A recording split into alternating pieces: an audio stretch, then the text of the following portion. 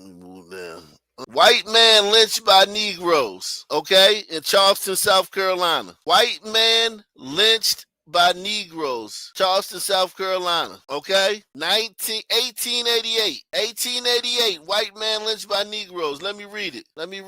Because last Friday, a colored girl died under suspicious circumstances in Pickens County. The inquest showed that she had been outraged and had died from her injuries. I don't know what outraged meant at that time. Probably something bad. It says she had been outraged and had died from her injuries. Suspicion fell on a half-witted white man named Waldrop, who was arrested and sent to the courthouse some 10 miles distant in charge of 2 constables. So they sent 2 constables. They took this white boy man 10 miles away to a courthouse, 10 miles away. On the road, the guard was intercepted by a crowd of Negroes who overpowered them and took the prisoner away. They carried him into the woods and fired a volley into him. With the Negroes then took the wounded man and hanged him to a tree and left him hanging there. This is the first time in the history of the state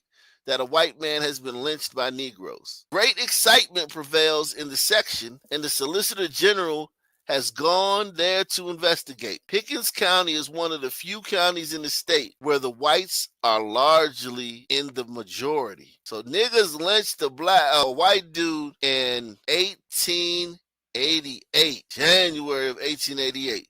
In a predominantly white county. 1888. Niggas lynched a white man in a predominantly white county. Yep.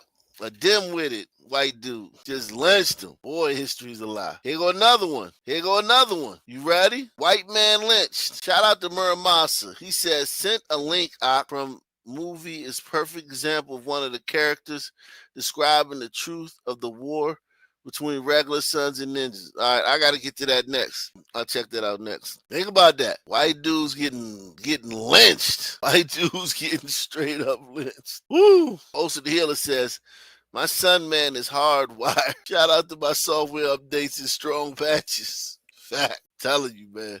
Son man. It is what it is, man. Let's see what happened to this white guy, man. In 1885. Jesus Christ. Savannah, Georgia.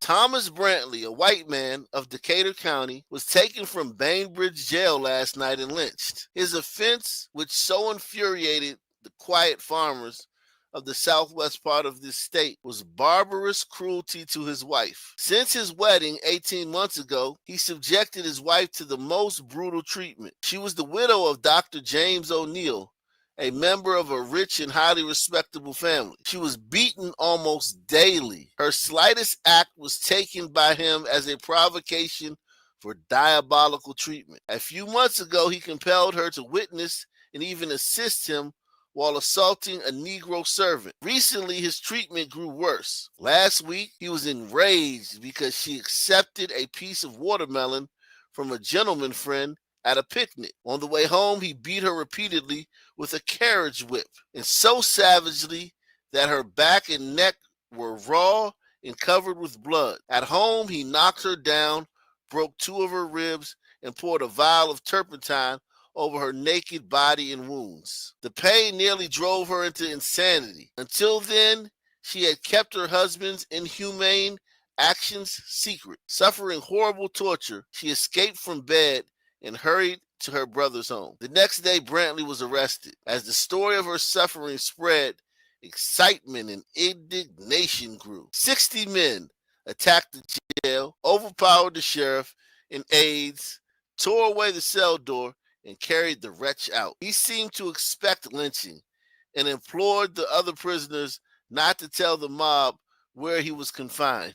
They refused and directed the masked men where to find Brantley. He shrieked, "Murder!" and begged for mercy, but his captors were relentless. After swinging him by a plow line to a limb, his body was riddled with bullets. He came to Georgia from Alabama a few years ago and began attractive manner, won the respect of the people with whom he came in contact. Public sentiment approves his death. Mrs. Brantley is in critical condition. Yo, getting arrested, yo, police couldn't help you back in them days, man. You supposed to be safe when you with the police, man. It seemed like every damn lynching, the lynch mob went and took the goddamn Lynched from the police. Press 1. Jeez. Negro wench burned at the stake. Jeez. This Negro wench was burned at the stake.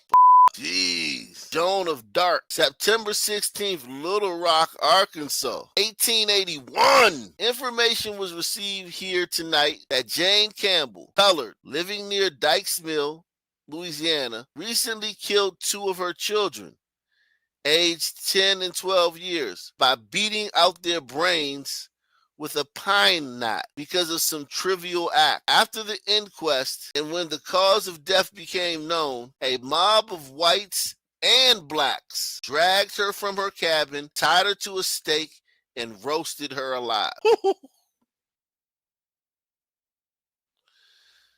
Yo, all these lynchings, it seemed like the person deserved it. All 3 lynchings we just covered, in my estimation, the person deserved it.